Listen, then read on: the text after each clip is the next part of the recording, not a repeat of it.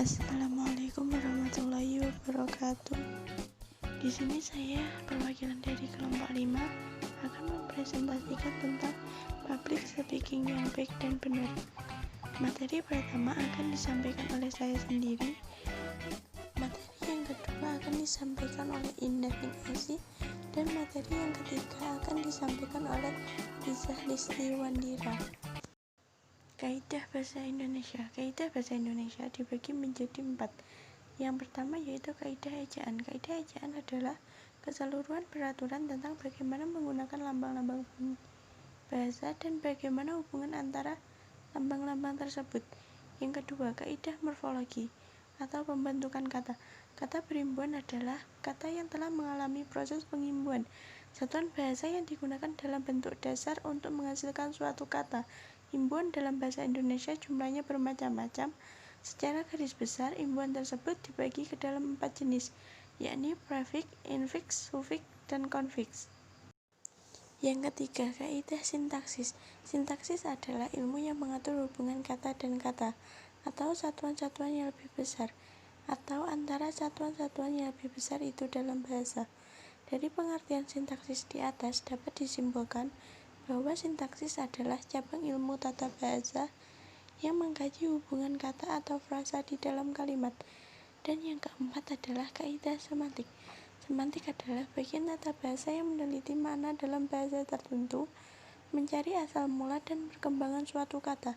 Dapat disimpulkan yaitu semantik adalah sistem penyelidikan makna dan arti dalam suatu bahasa atau bahasa pada umumnya. Hakikat berbahasa Indonesia. Adapun bahasa resmi adalah bahasa yang digunakan dalam komunikasi resmi, seperti dalam perundang-undangan dan surat menyurat dinas. Bahasa Indonesia memiliki fungsi-fungsi tertentu yang digunakan berdasarkan kebutuhan pemakaiannya, yaitu 1. Alat ekspresi diri, 2. Alat komunikasi, 3. Alat integrasi dan adaptasi sosial, 4. Alat kontrol sosial. Tujuan pelajaran bahasa Indonesia. Mata pelajaran ini bertujuan agar peserta didik mempunyai kemampuan sebagai berikut. 1. Berkomunikasi efektif dan efisien sesuai dengan etika yang berlaku, baik secara lisan maupun tulis. 2. Menghargai dan bangga menggunakan bahasa Indonesia sebagai bahasa persatuan bahasa negara. 3. Memahami bahasa Indonesia dan menggunakannya dengan tepat dan kreatif untuk berbagai tujuan. Parameter berbahasa Indonesia. Bahasa yang baik adalah bahasa yang sesuai dengan situasi. Sebagai alat komunikasi, bahasa harus dapat efektif menyampaikan maksud kepada lawan bicara. Karenanya, laras bahasa yang dipilih pun harus sesuai. Ada 5 laras bahasa yang dapat digunakan sesuai situasi. 1. Ragam beku. Digunakan pada situasi hikmat dan sangat sedikit memungkinkan keleluasaan. 2. Ragam resmi. Digunakan dalam komunikasi resmi.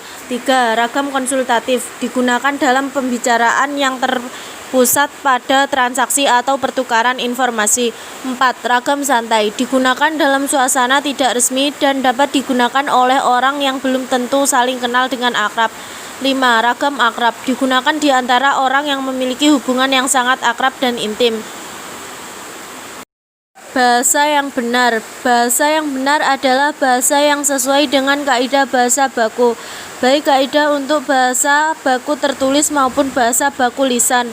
Ciri-ciri bahasa baku. 1. Penggunaan kaidah tata bahasa normatif. 2. Penggunaan kata baku. 3. Penggunaan ejaan resmi dalam ragam tulis. 4. Penggunaan lafal baku dalam ragam lisan. 5. Penggunaan kalimat secara efektif. Sekian dari kelompok kami, ada kurang lebihnya mohon maaf. Wassalamualaikum warahmatullahi wabarakatuh.